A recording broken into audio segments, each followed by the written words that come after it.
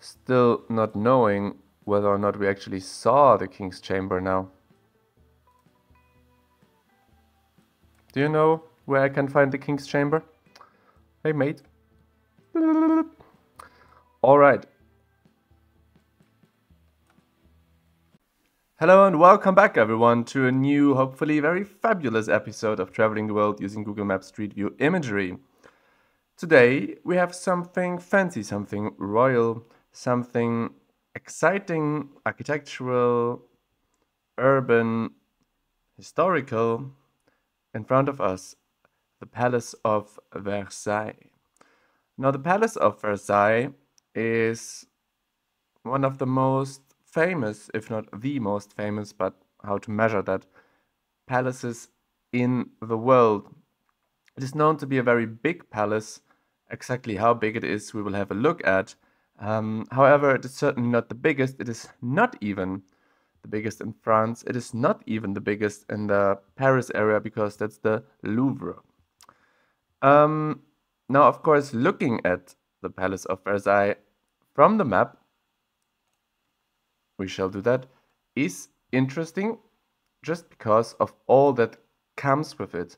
The landscape planning around it, the French park, garden, you can tell that I'm German, garden architecture around it, the kind of monumentalism that kind of undermines the whole structure here. Before we get to the map, I shall give you a few words of introduction. It will help us understand what we are about to see just a little bit better. Now, on the official website of Chateau Versailles, why Chateau Versailles? Because it wasn't always a palace, it was a chateau, something smaller, still royal kind of building, but much smaller, like a countryside house, but bigger than that. Before it became the Palace of Versailles, so the website is called Chateau Versailles. And here we have a nice overview of everything that belongs to this palace. It is not only the palace, it is the park, the gardens, the tennis court, different stables for horses. Does it mean it's for horses, a stable? And so on and so forth. We can click on these different things. Let's click on the palace. And I'm just going to read you quickly what's written here. I personally like to just go and see and then go back to what something is about rather than reading myself up beforehand. But people have different approaches. So I think let's have a few information beforehand. Since 1979, the Palace of Versailles has been listed as a World Heritage and is one of the greatest achievements in French 17th century art.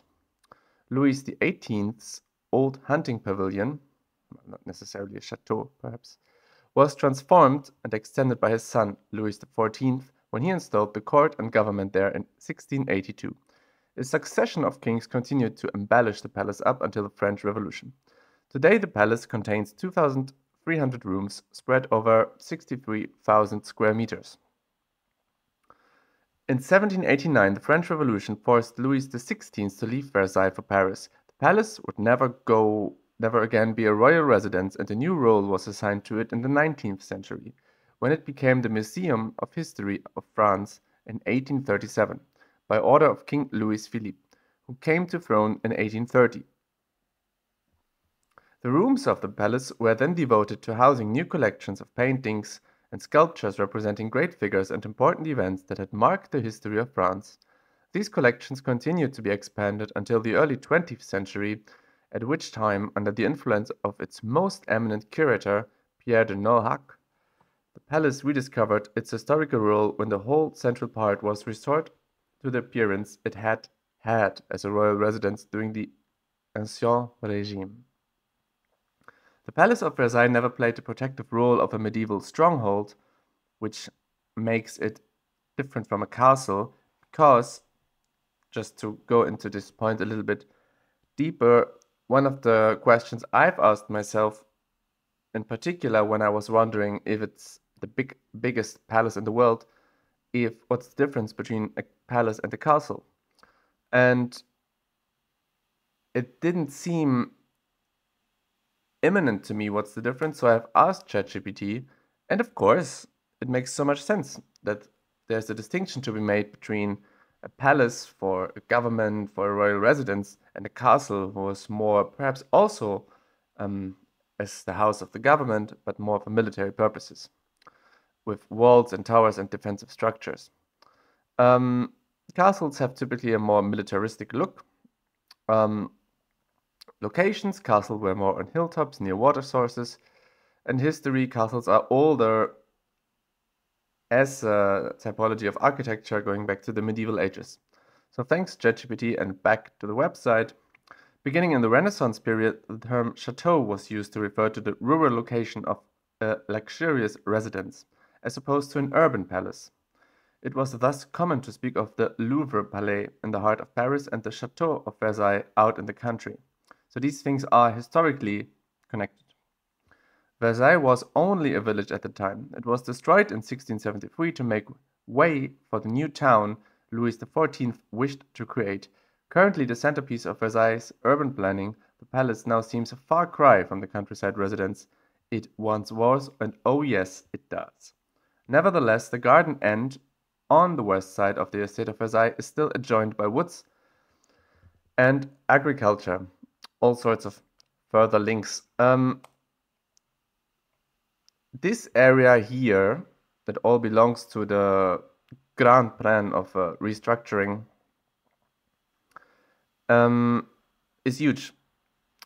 Very huge. This, by the way, where my cursor is at the moment hovering over, is this new immersive Google wayfinding feature, which is that when you are actually, in this case, in front of the Chateau of Versailles, you can turn on this 3D immersive view and navigate in real time in 3D instead of just using a 2D map.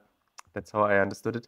But it's not something I could show you whilst not being in the place. Well, anyway, just to give you a little bit of idea, for example, this straight line, this straight street, the monumental entry viewpoint to the castle is already 1.8 kilometers, and to the very end of it, 5 kilometers. Very, very, very big. Let's have a look at the different viewpoints of the castle as initially, I guess, intended by the architect. Here we can hardly see it, but it is there. It looks like the Tour de France might go through here, but I really don't know. It's of course a big boulevard, a famous street, much more nice, little reference, than the Paris Ring Road video that I have done not too long ago, that maybe some of you have seen, and if you did, chapeau. This was a tough one. Yeah, so there the castle is in the background. You walk towards it, and from the other side, let's say you stand here, looking at the castle. Similarly monumental and very far away. Now, if you really think about it, the size of this area is not so much smaller than the very city center of Paris. Now, this feels much bigger because you can never see so far. But of course, here out in Versailles, you can see and you can look into the distance. There's loads to discover. We're talking about square kilometers. This is a very big area. What I'm interested in this video, me and my cat interested in this video, is to go a little bit through the castle of Versailles and see what's up. Because we do have street view in here, in this part in particular. And I would say let's start here and go somewhat clockwise, look at the rooms and see what we can find. This collection of paintings, we've read that the palace is used as a sort of, not storage place, but like a gallery, a museum sort of thing.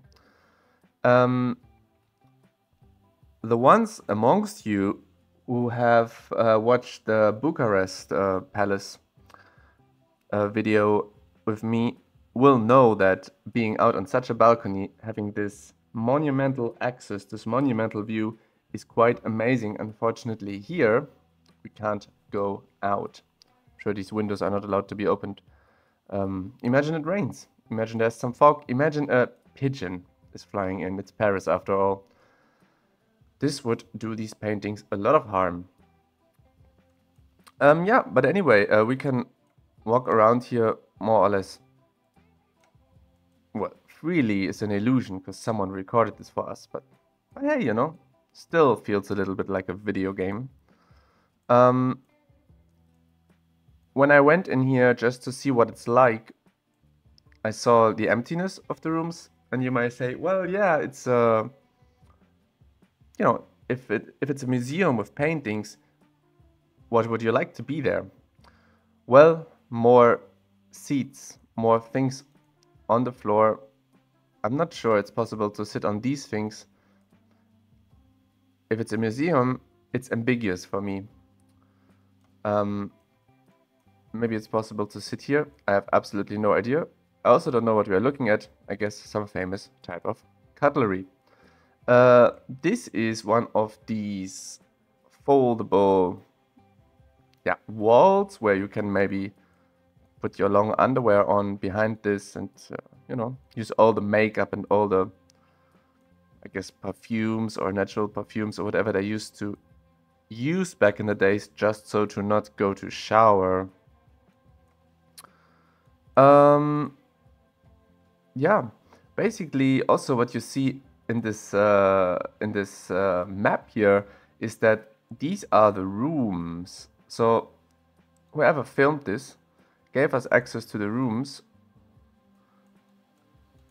in a certain way, you know? Of course, with Google Street View, even then we are not moving freely. It's just following pre-recorded paths. Beautiful garden outside. The weather looks a little bit foggy, which makes it, in my opinion, always a little bit nicer, a little bit more monumental. If there's anything that I'm going through too quickly, let me know. Notice this glass here, just to protect whatever's behind it. Now this is, or might be, what I believe, King Louis XIV bedroom. I don't know that, of course. But in any case, it gives us an idea how bedrooms at that time looked like. I wonder if there's actually for visitors like me, basically, something written here, but I don't think so. Well, it looks a very expensive bedroom. If it wasn't his, then, you know, people that work in the house and do the dishes or shoot the birds that they would have for dinner might not sleep in such a place. This little wall here is interesting to me. I don't know if this came afterwards or not. I still don't know if you can sit on these little stools. But this bed looks great. It has these curtains that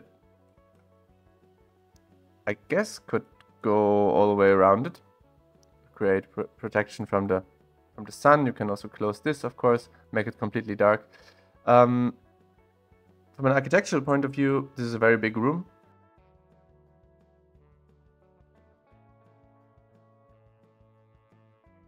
Very high ceilings, probably doesn't get too hot in here. And the bed is as long as it is wide. So people were square shaped back then. Certainly they were much smaller, but I think, as we already figured out, not so much their egos. So yeah, that's all I can say to this really. This is a beautiful room where maybe you would receive guests, you know, other rulers, kings, princesses, to impress, because obviously this is a very impressive room to walk through. If it was in the 21st century, this is where the New York Times would shoot their cover images of the king that lives here. But yeah, these guys have seen their best days. Still very, very beautiful.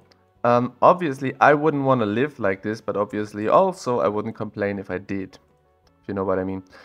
The floor is exactly of that subtle beauty that I very much can appreciate, this complicated wooden pattern, and I can imagine the smell in here. I can imagine the creaking sound of the floorboards it makes when you walk through here. if you have some leather shoes with a heel.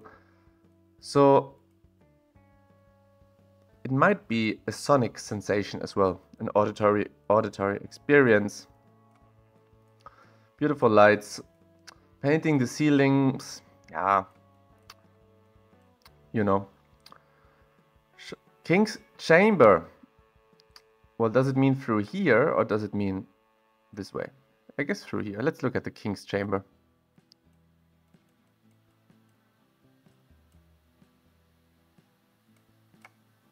Louis the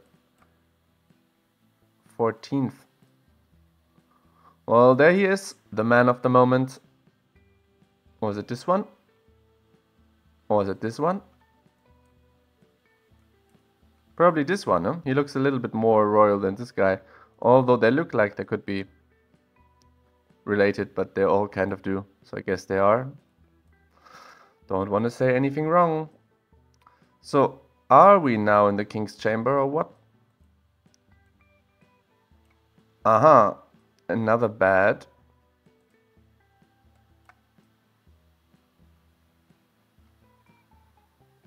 Contribute. A chimney fired up with real wood. This is not the bedroom we've seen earlier. My god. And if this was a modern day apartment building, this room alone would be, you know, a 5-room apartment. So here we are in this room again. I think we just ventured through here, didn't we? Still not knowing whether or not we actually saw the King's Chamber now. Do you know where I can find the King's Chamber? Hey mate. Alright. Well, there he is again, I guess. Or someone of his family. Let's venture on. I guess you anyway get the vibe of the place, huh? There's not much that I can show you that you wouldn't see. I can only try to make it a little bit more entertaining. Beautiful mirrors. This stone, I don't know if it's marble, granite, whatever, maybe even local from nearby, something they digged out in the Parisian catacombs. I don't know. Looks very nice. I love the color. This is relief art. I'm sure it's not called like this. Why are these like ropes that are supposed to not make you touch everything not here? Are they rendered away? Did Google recognize them as faces? Now this is a different theme of this, yeah, kind of swinger club sort of thing that we are witnessing here. And I don't know, it's really hard to understand what this is, because every room is just kind of empty. Were these all bedrooms?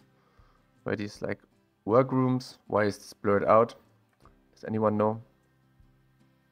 Does anyone know? Here we have to jump because we can't go through there for some reason. Maybe the museum is withholding something from us. But we wouldn't know. But anyway, we trust.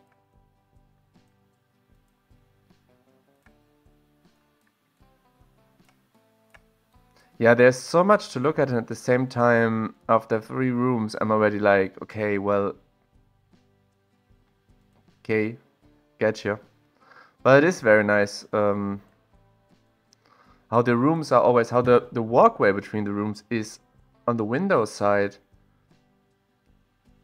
is interesting. Wouldn't you have maybe put it the other way, so you kind of walk inside the building? Because when you walk, how much light do you really need? But I guess a lot, because they didn't have electric light. Or maybe they did. Still, they used candles for atmosphere.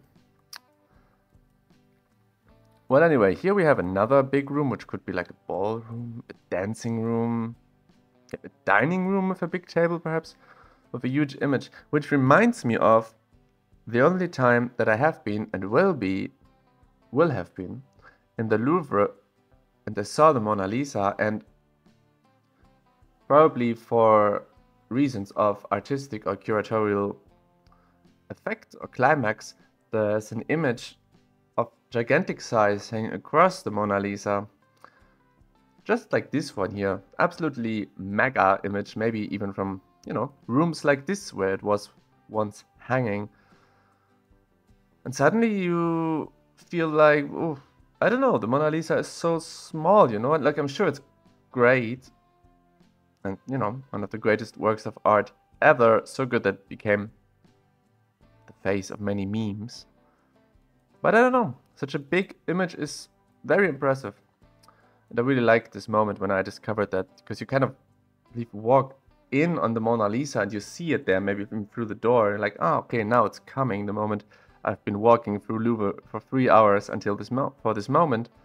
And then in the back, maybe only when you walk out, you realize, oh my god, this is a gigantic painting. Like, and there's maybe no one even standing in front, you know, even though it's a great selfie place.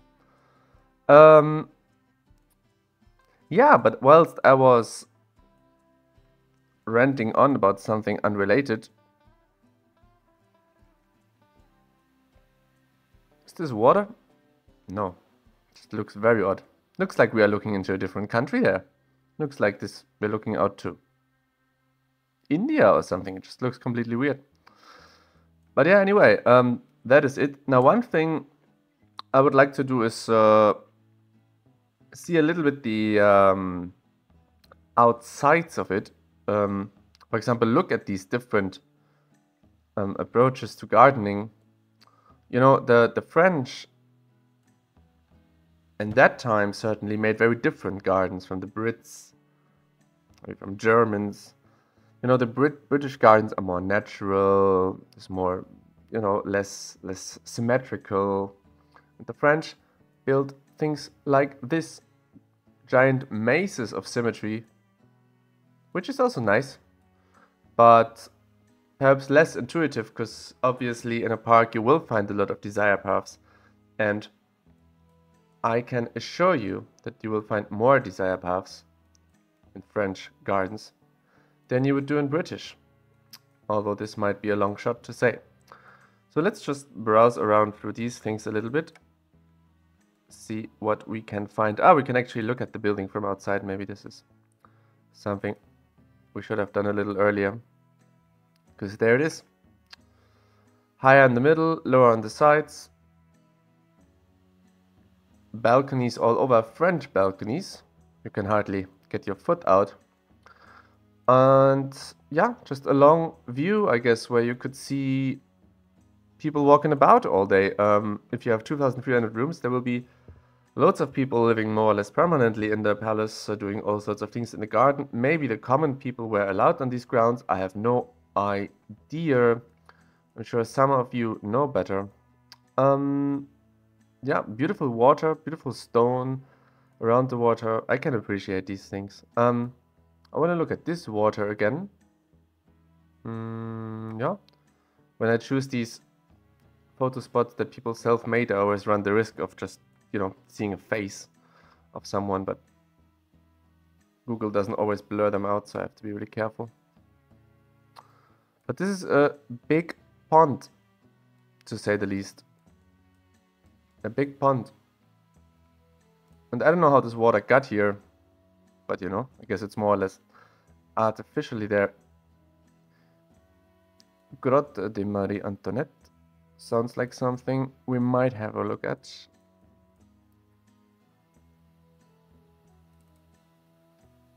Oh yeah. Oh. Well, do I have to blurry this guy? It's very hard to recognize him, isn't it? Yeah, and all sorts of symmetries and so on and so forth. Obviously a big plaza in front. Now it is a parking lot. Back in the days you could put your horses there, wasn't it so? Or did I understood this wrongly? The great stables, the small stables. Yeah, I guess these were these buildings, you know? Nowadays they are parking lots. The stables for horses. Let's have a quick look at what it's like here.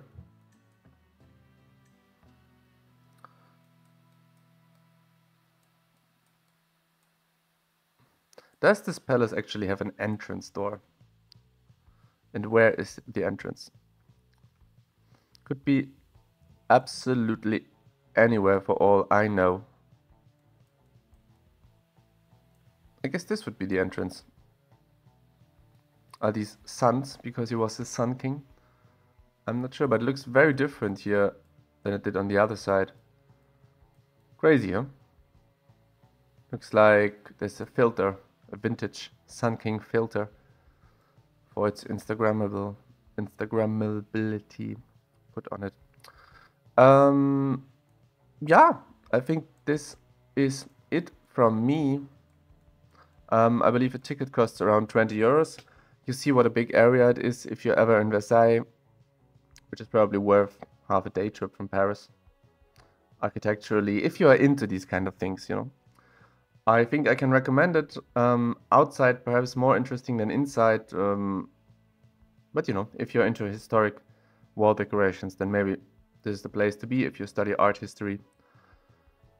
Or what's the other field called? Not archaeology, but art, when you preserve something, old images, artifacts, monuments, restoration, something like this. And this is also the place to be for you. So anyway, thank you very much for watching. I hope you enjoyed this little refreshing trip to the outskirts of Paris. And I see you for the next video. Bye bye.